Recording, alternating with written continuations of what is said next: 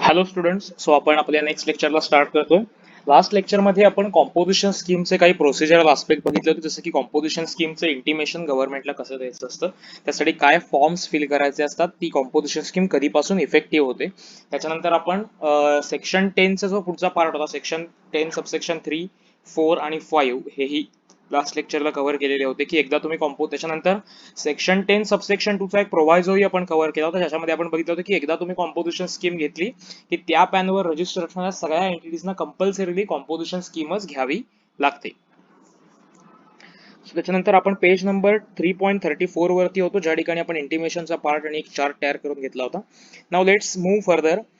Conditions and restrictions for composition levy. So इथे त्यांनी काही कंडिशन सांगितलेत, काही रेस्ट्रिक्शन सांगितलेले आहेत कॉम्पोजिशन लेव्ही स्वीकारण्यासाठीच्या. सो लेट्स सी ते काय म्हटलेलं आहे. सो रूल 5 मध्ये या कंडिशन सांगितल्या. सो तुम्हाला या कंडिशन कॉम्पोजिशन स्कीम तुम्हाला जर ऑप्ट करायची असेल, then we have to fulfil these conditions. We have to run through these provisions. आपल्याला थोड्या प्रोव्हिजन्स स्पीडली कव्हर करायच्या आहेत, because as per exam point of view तुम्हाला या प्रोव्हिजन्स कोणी लिहायला सांगणार नाहीये.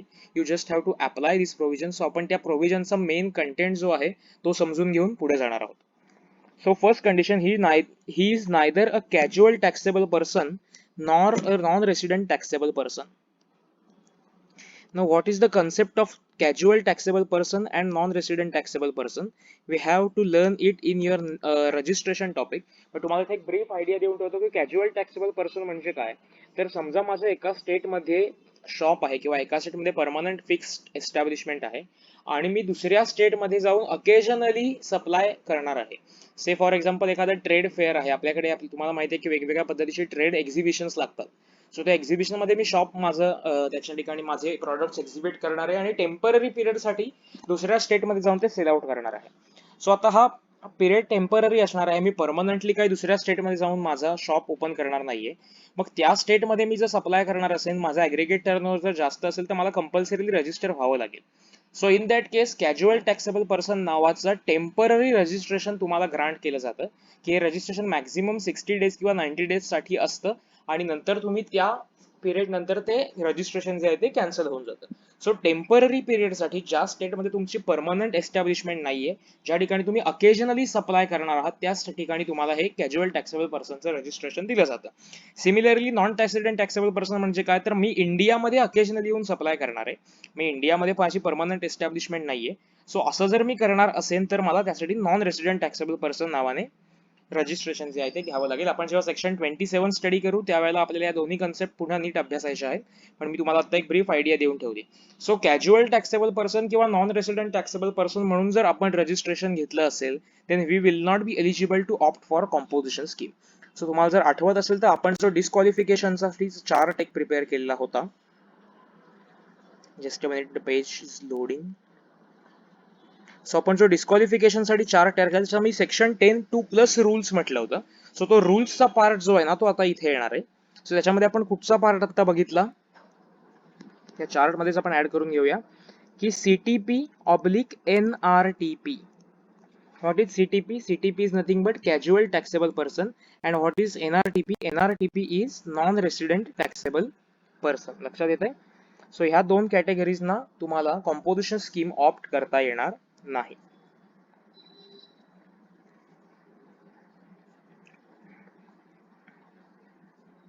Yes. So coming towards the next condition. So आपण पहिली कंडिशन बघितली की जर तुम्ही कॅज्युअल टॅक्सेबल पर्सन असाल किंवा नॉन रेसिडेंट टॅक्सेबल पर्सन असाल तर तुम्हाला कॉम्पोजिशन स्कीम ऑप्ट करता येणार नाही.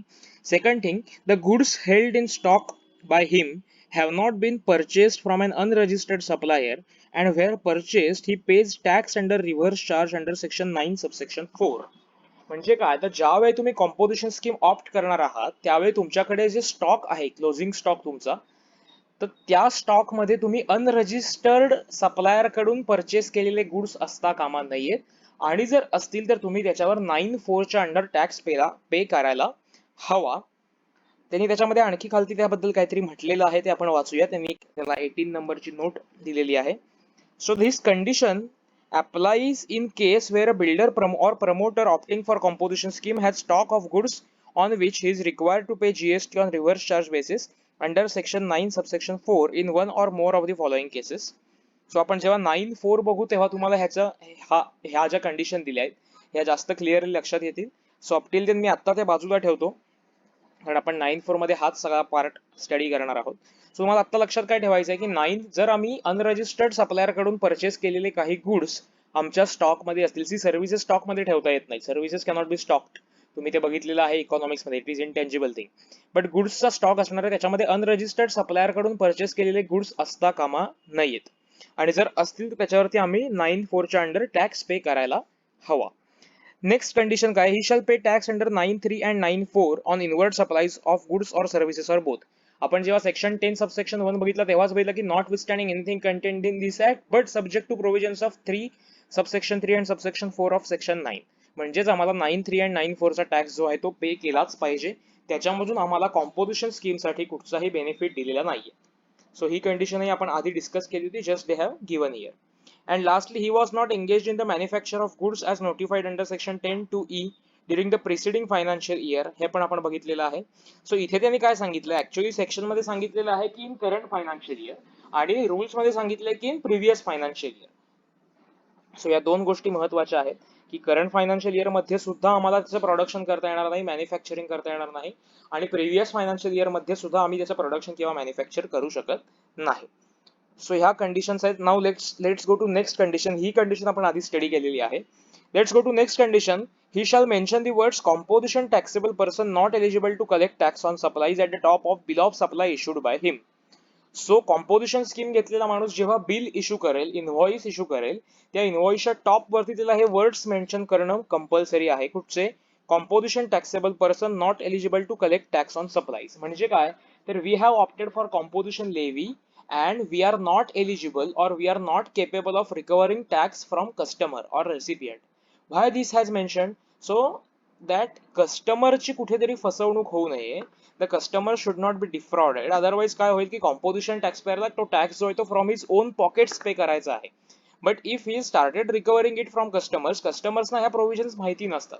सो त्यांनी ही मॅन्डेट घातलेली की तुम्ही कंपल्सरी बिलावरती मेन्शन करा की आम्ही कॉम्पोजिशन स्कीम ऑप्ट केलेली आहे and now we are not going to recover any taxes from our recipient.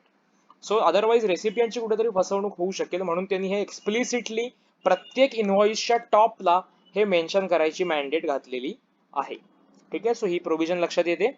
Let's go to next provision. He shall mention the words composition taxable person on every notice signboard displayed at prominent place at his principal place of business and at every additional place or places of business. So त्याच्या प्रत्येक invoice वरती त्याच्याप्रमाणे invoice वरती पूर्ण statement आहे, आणि notice board किंवा sign board वरती किंवा त्याच्या प्रॉमिनंट प्लेस ऑफ बिझनेस म्हणजे काय, इफ माझी प्रिन्सिपल प्लेस माझं शॉप असेल तर माझ्या शॉपच्या काउंटर वरती किंवा मला व्यवस्थित जिथे कस्टमर्स एंट्री करतात तिथे मला दिसलं पाहिजे अशा ठिकाणी ते डिस्प्ले केलं पाहिजे. किंवा जर माझं गोडाऊन असेल, वेअर हाऊस असेल तर त्या ठिकाणी ऍडिशनल प्लेसेस ऑफ बिझनेस मध्ये काय कसल्या गोष्टी येतात, तर माझे गोडाऊन्स असतील, वेअर हाऊसेस असतील तर त्या ठिकाणी ऍट प्रॉमिनंट प्लेस मला हे स्टेटमेंट जे आहे कॉम्पोजिशन टॅक्सेबल पर्सन हे डिस्क्लोज करायचं आहे. सो दॅट सगळ्या लोकांना थोडक्यात मी सांगायचंय की मी कॉम्पोजिशन स्कीम घेतली आणि I am not eligible to collect tax on outward supplies. ठीक आहे, सो ह्या कंडिशन्स त्यांनी घातलेल्या आहेत. ह्या कंडिशन्स तुम्हाला लक्षात ठेवायला हव्यात. ह्याच्यावरती तुम्हाला मे बी एखादा प्रश्न MCQ च्या माध्यमातून विचारला जाऊ शकतो. Otherwise as a direct question तुम्हाला विचारला जाणार नाही, पण कदाचित तुम्हाला एखाद्या मेन क्वेश्चनचा सब क्वेश्चन म्हणून हा क्वेश्चन विचारला जाऊ शकतो की सो तुम्हाला ह्या गोष्टी देतील आणि तुम्हाला ते सांगतील की okay now which conditions should be followed by so and so enterprises in order to opt for composition levy, or after opting composition levy what conditions should be followed. So तुम्ही या कंडिशन सांगू शकता कुठच्या conditions आहेत. एक तर तो casual taxable person असणार नाही, नॉन रेसिडेंट टॅक्सेबल पर्सन असणार नाही, त्यानंतर त्याच्याकडे स्टॉक मध्ये जे गुड्स असतील जर अनरजिस्टर्ड सप्लायर कडून परचेस केले असतील तर 9(4) च्या अंडरला टॅक्स पे करायला लागेल. देन त्याला रिव्हर्स चार्ज 9(3) 9(4) च्या अंडरचा पे करावा लागणारच आहे.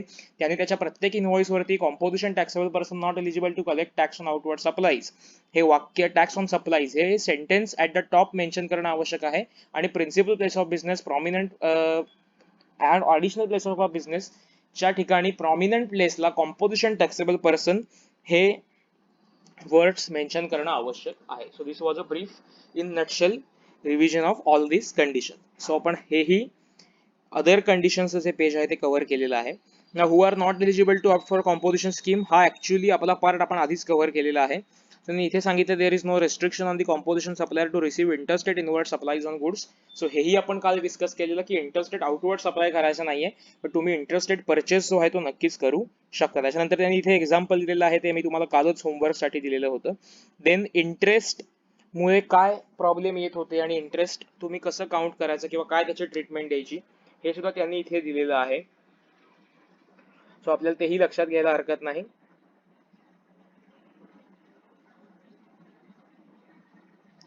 Now let's go to rule 6 section 10(3) rule read with rule 6. so validity of composition levy या ठिकाणी सांगितलेली आहे आणि याच्यानंतर आपला composition scheme under section 10 हा पार्ट जो आहे तो संपेल. after that we will switch to that notification 2/2019 which is given here की जे composition scheme मध्ये एक वेगळा ट्विस्ट घेऊन येणार आहे आणि ते स्टडी करताना आपल्याला नक्कीच मजा येईल. खूप इंटरेस्टिंग पार्ट आहे आणि कसं त्यांनी ते इन्कॉर्पोरेट केलं ते आपल्याला बघता येईल. So now let's come to 3.39 validity of composition levy. Validity म्हणजे काय, तर मी कॉम्पोजिशन स्कीम घेतली ती कुठपर्यंत व्हॅलिड आहे, कधी मला त्यातनं एक्झिट करायला लागेल. तर आपण पहिल्यांदा सेक्शन 10 सबसेक्शन 3 मध्ये बघितलं की जर माझा ऍग्रिगेट टर्नओव्हर त्या ज्या दिवशी एक्सीड होईल त्या दिवसापासून मला कॉम्पोजिशन स्कीम माझी लॅप्स होऊन जाईल आणि मला रेग्युलर स्कीमच्या अंडर टॅक्स जो आहे तो पे करावा लागेल. सो हे आपण सेक्शन 10 सबसेक्शन 3 मध्ये बघितलं होतं. आता रूल 6 त्याच्यामध्ये काय म्हणतोय ते आपण आता बघायचं. So withdrawal from the composition scheme by a taxpayer who ceases to satisfy any of the prescribed conditions.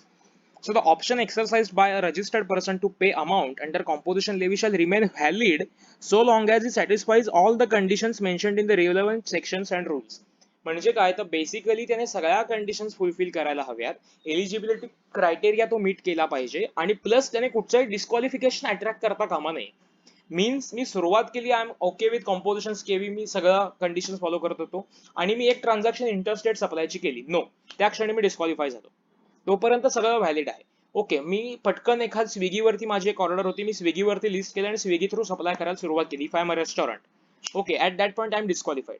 So तुम्हाला सगळ्या कंडिशन ज्या आहेत त्या फॉलो करायला हव्यात, क्वालिफिकेशनच्या पण डिस्क्वालिफिकेशनच्या पण, प्लस हे कंप्लायन्सेस जे तुम्हाला आता दिले होते, जे रूल्स तुम्ही बघितलं की तुम्हाला कुठच्या कुठच्या गोष्टी कंप्लाय करायला हव्यात त्याही सगळ्या तुम्हाला फॉलो कराव्या लागतील.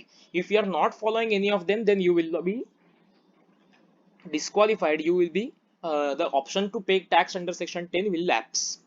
Correct? So त्यांनी हे सांगितलेलं आहे फर्स्ट पॉइंट मध्ये, that for instance the option to pay composition scheme lapses from the day on which aggregate turnover of a registered person exceeds the specified limit during the financial year. So पहिलं जर आमची एक specified limit जी आहे आमच्यासाठी applicable ती जर exceed झाली तर कॉम्पोजिशन स्कीमचा ऑप्शन लॅप्स होईल. सेकंड थिंग्स, आता हा लॅप्स झाल्यावर पुढे काय करायचंय, तर such person is required to pay tax under regular scheme under 9(1) from the day he ceases to satisfy any of the conditions prescribed for composition levy. He shall issue a tax invoice for every taxable supply made thereafter. Further, he is required to file intimation of or withdrawal from composition scheme in prescribed form within 7 days from occurrence of such event. So तुम्ही एकदा disqualify झालात की तुम्हाला within 7 days गव्हर्नमेंटला intimate करायला लागेल की now we are going to opt out of composition scheme. आता आम्हाला composition scheme नकोय because we are disqualified now. We have exceeded the limit or we have not satisfying these and these conditions. So you have to again file one intimation in prescribed form. That prescribed form is CMP04. हा तुम्हाला exam मध्ये कोणी विचारणार नाही, just for information सांगून ठेवतो. तुम्ही जेव्हा आर्टिकल शिप मध्ये जाल तेव्हा तुम्हाला हे फॉर्म्स प्रॅक्टिकली भरायला लागतील. सो ऍट फायनल लेवलला जेव्हा तुम्ही अभ्यास कराल तेव्हा हे खूप इझी होऊन जातं, कारण तुम्ही मीन व्हाईल बऱ्याच गोष्टी ऍक्च्युअली हँडल केलेल्या असतात. So in just now in our team, आमच्या ऑफिसमध्ये जेव्हा आम्ही आता आमच्या टीम्सना आर्टिकल्सना काही कामं असाइन करतो, at that time we just assign them this point की आम्ही तुम्हाला CMP04 फॉर्म जो आहे तो फाईल करा. अशा वेळी ज्यावेळी तुम्ही आर्टिकलशिप कराल तुम्ही एक गोष्ट लक्षात ठेवा की तुम्हाला तुमचे कान डोळे उघडे ठेवावे लागतात. When I am going to ask you to file CMP04, तुम्हाला एक तर हे माहिती पाहिजे CMP04 म्हणजे काय. इफ नॉट तुम्ही विचारू शकता, असं नाही होणार डायरेक्टली तुम्हाला काही सगळं नवीन आहे तुम्हाला डायरेक्टली सांगितलं गेलंय, तुम्हाला जस्ट कोणीतरी गाईड करायला असेल, तुम्हाला कोणतरी तिथे सांगायला असेल, but you have to remember okay this CMP04 ना हा कशासाठी, कॉम्पोजिशन ऑप्ट आउट करण्यासाठी होता, मी स्टडी केलेलं होतं. So you have to connect that practical aspect with your theoretical aspect so that in final level you will be more able or eligible to write your answers. Like practical aspect तुम्हाला मिळतो आणि तुम्हाला तुमचं knowledge जे आहे ते जास्त चांगल्या पद्धतीने मांडता येतं. कधीही लक्षात ठेवा ना, तुम्ही एखादी गोष्ट जेव्हा स्वतः केलेली असते तेव्हा तुम्ही ती कधीच विसरत नाही. सो तुम्हाला हा खूप मोठा आपल्या कोर्सचा पार्ट आहे की तुम्हाला आर्टिकलशिप मध्ये या सगळ्या गोष्टी करायला मिळतात. सो असं तुम्ही बऱ्याच बाकीच्या प्रोफेशन्समध्ये बघा, आर्टिकलशिपचा टाइम जो असतो किंवा इंटर्नशिपचा हा कमी असतो, हार्डली 1 इयर 6 मंथ्स एवढा असतो, ज्यात तुम्ही सगळं नॉलेज नाही कोप अप करू शकत. But the CA course is the only course where ज्या वेळेला तुम्ही फायनल तुमची डिग्री घेणार आहात, at that time you have 3 years experience of practical working. You know ins and outs of that field. Okay, practical experience मध्ये तुम्ही सगळ्या गोष्टी नाही येऊ शकत. इव्हन इन माय केस मी सगळ्या गोष्टींचा एक्सपिरियन्स नाही घेऊ शकलो, शक्यच नाहीये. But you can excel in specific area. Like for example in my case I was dealing in GST only for 2 years. So it help me a lot, कारण मला या बऱ्याच गोष्टी ना सीए फायनलचा अभ्यास करताना ऑटोमॅटिक येत होत्या. सो हा जो सगळा पोर्शन आहे हा मला करावा लागला नव्हता, because we are practically dealing with it. We are routinely following that notifications, we are reading that notifications, we are conducting audits, we are conducting annual returns. So त्याचा खूप फायदा होतो. सो ही तुमच्या आर्टिकलशिपसाठी एक टीप आहे की ज्या वेळेला तुम्ही प्रॅक्टिकली शिकाल नेक्स्ट इयरला, तेव्हा ह्या गोष्टी तुमच्या अभ्यासाशी रिलेट करत जा. जस्ट ऑफिसने काम सांगितलं ते पूर्ण केलं आणि पुढे गेलो असं नको. त्याच्यात थोडी क्युरिओसिटी ठेवा. मला ऑफिसमध्ये आज मी हे काम केलंय, ह्या कामाचे बाकी आस्पेक्ट्स काय आहे, ह्याचा लिगल बॅकग्राऊंड काय आहे, ह्याला कुठचा रूल लागतो, हे आणखीन कुठच्या ठिकाणी फॉलो करता येतं. सो असा एक अभ्यास जर तुम्ही आर्टिकलशिप पिरियड मध्ये करत गेलात तर it will be more useful for you. Coming back to the topic. So आपण बघितलं की आपल्याला विदिन 7 डेज, हे 7 डेज तुम्हाला हायलाइट करून ठेवायचंय. सो विदिन 7 डेज आम्हाला ऍप्लिकेशन जे आहे विथड्रॉवलचं ते आम्हाला सबमिट करावं लागेल. ठीक आहे. Now this was second point. Third point is effective date from which withdrawal of the composition shall take effect shall be the date indicated by him in his intimation, but such date may not be prior to the commencement of the financial year in which such intimation is being filed. काय सांगितलं? Effective date from which withdrawal from composition scheme shall take effect. म्हणजे मी composition scheme मधून withdraw करतोय, हे कधी effect होईल किंवा हे कधी इफेक्टिव्ह ठरेल, तर it shall be the date indicated by him in his intimation, but such date may not be prior to commencement of the financial year in which such intimation is being filed. So मी समजा एका financial year मध्ये intimation file करतोय, मी 30 जूनला intimation file करतोय की I am going to opt out, I am going to be disqualified from composition scheme. So हे ऍप्लिकेशन मी 1 एप्रिलच्या नंतरच करू शकतो. इफेक्टिव्ह डेट 1 एप्रिल नंतरच असेल. मी 31 मार्च पासून ते कॉम्पोजिशन स्कीम आत्ता लिव्ह ऑप्ट आउट नाही करू शकत. ठीक आहे. त्यांनी इफेक्टिव्ह डेट सांगितलेली आहे. It should not be prior to commencement of the financial year in which such intimation is being filed. त्यासाठी त्यांनी पण एक फुटनोट दिलेली आहे की it is imported by circular number 77. So आपल्याला लक्षात एवढं ठेवायचं आहे की सपोज काहीतरी अकरन्स आलेला आहे, एखादा इव्हेंट झाला की ज्याच्यामुळे मला कळलं की okay I am not disqualified. So ते maximum it can go back to the starting of that financial year. त्याच्या आधीच्या डेट पासून तुम्हाला ऍप्लिकेशन जे आहे ते फाईल करता येणार नाही. So this is such a procedural aspect, याच्यावर तुम्हाला कोणी डायरेक्टली प्रश्न विचारणार नाही. Now second point is withdrawal from composition scheme by taxpayer who intends to withdraw from same scheme. So याच्यात दोन पुन्हा कॅटेगरीज असू शकतात. एक तर मी डिस्क्वालिफाय झालो, म्हणजे मी काहीतरी कंडिशन फुलफिल नाही केली, मी काहीतरी एक इव्हेंट झाला ज्याच्यामुळे मी may be ECO through supply करायला लागलो, किंवा मे बी मला इंटरस्टेटचा रेसिपियंट मिळाला, इंटरस्टेटचा कस्टमर मिळाला, मी इंटरस्टेट सप्लाय करू इच्छितो, so I am disqualified. Correct. Second thing, now I am rid of that composition scheme. मला नकोय composition scheme. I am rightly satisfying all the conditions, मी सगळ्या कंडिशन फॉलो करतोय, पण आता I am voluntarily asking to opt out of composition scheme. मला नको आहे आता composition scheme. I want to switch to regular scheme on my own. अशी केस नाही की मी कुठची तरी कंडिशन ओव्हरराईड केली आहे, मला स्वतःहून आता रेग्युलर स्कीमला स्विच करायचं, असं करता येईल का? It is also possible. So registered person who intends to withdraw from the composition scheme shall before the date of such withdrawal file an application in the prescribed form. So again तुम्हाला CMP04 form मध्ये ते application जे ते file करावं लागेल. The effective date from which withdrawal from the composition scheme shall take effect shall be the date indicated by him in his application, but such date may not be prior to commencement of the financial year in which such application for withdrawal is being filed. So परत त्यांनी हा जो point होता हा इथे same दिलेला आहे की तुम्ही ऍप्लिकेशन करून कॉम्पोजिशन स्कीम मधून ऑप्ट आउट होऊ शकता, पण ते application again commencement of financial year पेक्षा मागचं असता कामा नाहीये. आता तिसरा पॉइंट आला की एकतर तुम्ही डिस्क्वालिफाईड आहात म्हणून तुम्हीच ऍप्लिकेशन करताय. सेकंडली तुम्हाला स्वतःहून वाटतं you are selfly intending to opt out of composition scheme. And now third case, denial of option to pay tax under composition scheme by tax authorities. So तुमचं सगळं व्यवस्थित चालू आहे, बट टॅक्स अथॉरिटी तुम्हाला आता सांगते की now you are now not eligible for composition scheme and hence you should opt out of composition scheme. Obviously त्या टॅक्स ऑफिसरकडे काहीतरी प्रूफ असलं पाहिजे, त्याच्याकडे काहीतरी पुरावा असला पाहिजे. सो त्याच्याबद्दल काय प्रोव्हिजन सांगितले ते आपण रीड आउट करूया. So where the proper officer has reasons to believe that the registered person was not eligible to pay tax under composition scheme or has contravened the provisions of CGST Act or provisions of this chapter म्हणजे rules मध्ये सांगितलं, chapter म्हणजे rules चा chapter. He may issue a show cause notice to such person. Upon receipt of reply to show cause notice, he म्हणजे officer shall pass an order either accepting the reply or denying the option to pay tax under composition scheme from the date of such from the date the option or from the date of the event occurring such contravention as the case may be. थोडक्यात काय की जेव्हा ऑफिसरला असं वाटेल की okay तुम्ही काहीतरी झोल करून कॉम्पोजिशन स्कीम ऑप्ट केलेली आहे, और you are now overriding the conditions but you are not opting out on your own. So officer may issue a show cause notice. What is show cause notice? In simple Marathi, कारणे दाखवा. Show causes to us why you should be eligible to opt for composition scheme. So officer ह्या पद्धतीने notice issue करतो, त्याला show cause notice असं म्हणतात. Show cause notice म्हणजे काय?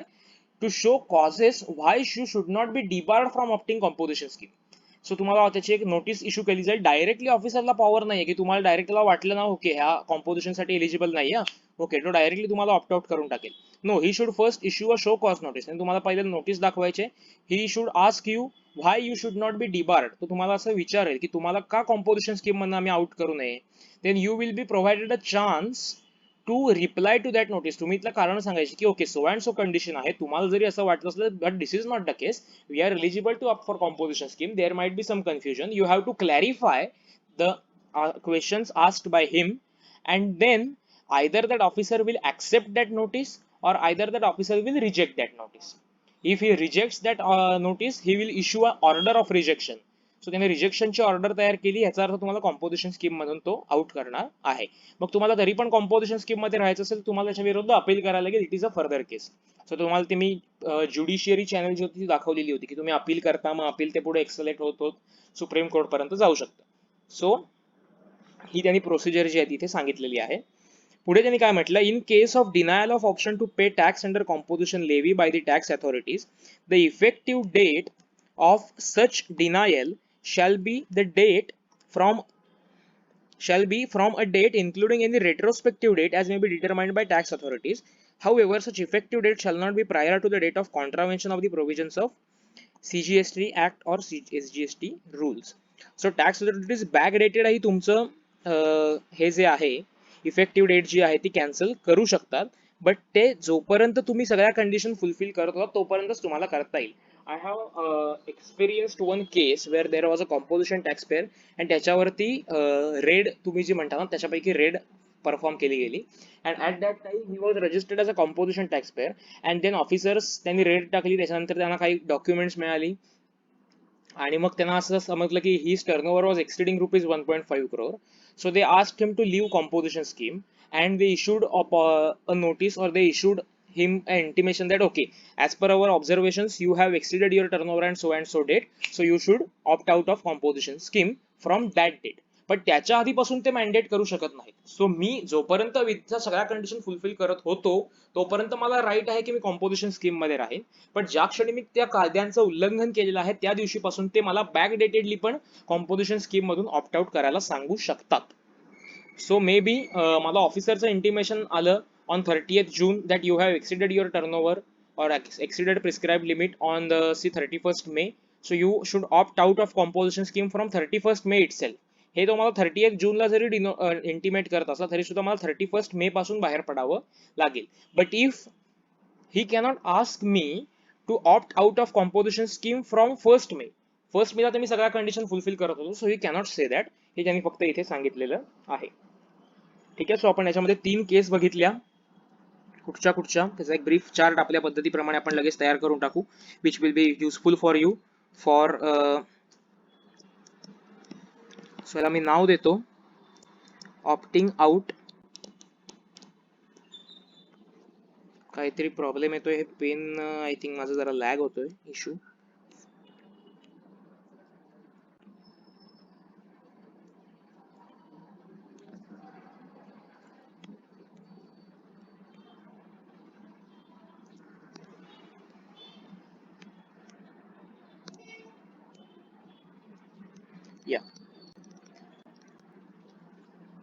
So first thing, on disqualification. Second thing, voluntarily. And third thing, by tax officer. So या तीन पद्धतीने आपण कॉम्पोजिशन मधून ऑप्ट आउट होऊ शकतो. त्यासाठी त्यांनी प्रोसिजर दिलेली आहे, तुम्ही एकदा रीड आउट करून घ्या. It is not so important from examination perspective, so we are not going in to deep of that. आणि एक एक्झाम्पल दिलं तेवढं रीड करू आणि पुढे जाऊया. Person availing composition scheme during a financial year crosses the turnover of 1.5 crore on 9th December. The option availed shall lapse from the day on which aggregate turnover during the financial year exceeds rupees 1.5 crore in this case, that is on 9th December in this case. ठीक आहे. So इथपर्यंत आपण सगळा portion जो आहे तो cover केलेला आहे. Now let's move to the next part. Composition scheme to be adopted by all the registered persons having same PAN provided to section 10 subsection 2. हे पण आपण बघितलं होतं की ज्या ठिकाणी एका पॅनने एका वेळेला कॉम्पोजिशन स्कीम ऑप्ट केली की त्या पॅनवरच्या बाकी सगळ्या युनिट्सना ऑटोमॅटिकली कॉम्पोजिशन स्कीम ऑप्ट करावीच लागते. करेक्ट. मी एक एक्झाम्पल दिलं ते तुम्ही रीड करून घ्या. Now composition supplier cannot collect tax, section 10 subsection 4 हे पण आपण स्टडी केलेलं होतं. composition scheme supplier cannot enter into credit chain, so supply input tax credit तो कसलाही अवेल करू शकत नाही. कुठल्याही पद्धतीचं इनपुट टॅक्स क्रेडिट त्याला अवेल करता येणार नाही. So it is out of that input tax credit chain. So automatically विचार करा की he is at the place of ultimate customer. लक्षात येत आहे का? गव्हर्नमेंटला जो टॅक्स सगळा मिळणार आहे ना तो त्याच पॉईंटला मिळून गेला ज्या ठिकाणी त्यांनी सगळं परचेस केलं आणि तो इनपुट टॅक्स क्रेडिट क्लेम करत नाहीये. प्लस 1% आपल्या सप्लायवरती ऍडिशनली पे करणार आहे. सो गव्हर्नमेंटला याच्या कॉम्पोजिशन स्कीम मध्ये बेनिफिटच आहे. जो तुम्हाला कंप्लायन्सेस मधून हा दिलेला आहे, तुम्हाला रेट सगळे लक्षात ठेवायला नकोत, स्टील ह्याच्यामध्ये गव्हर्नमेंटचा फायदा आहे कारण सप्लाय चेन त्याच ठिकाणी डिस्कंटिन्यू होते. ज्या ठिकाणी सप्लायर कडून पुन्हा रिटेलर कडे माल येतो या गुड्स येतात आणि होलसेलर कडून रिटेलर कडे गुड्स सेंड केले जातात. या ठिकाणी supply chain input tax credit प्रत्येक जण क्लेम करत असतो. ज्यावेळी तुमचा रिटेलर इनपुट टॅक्स क्रेडिट क्लेमच करत नाही, automatically he will become ultimate consumer ना. तो अल्टिमेट कन्झ्युमर झाल्यासारखा झाला आणि मग परत अल्टिमेट कन्झ्युमर 1% टॅक्स पे करणार आहे गव्हर्नमेंटला. So actually composition scheme is not beneficial to any tax payer. पण मग तरी सुद्धा लोक का ऑप्ट करतात? कारण तर आपण बघा ना, रेग्युलर स्कीम मध्ये we are going to recover the tax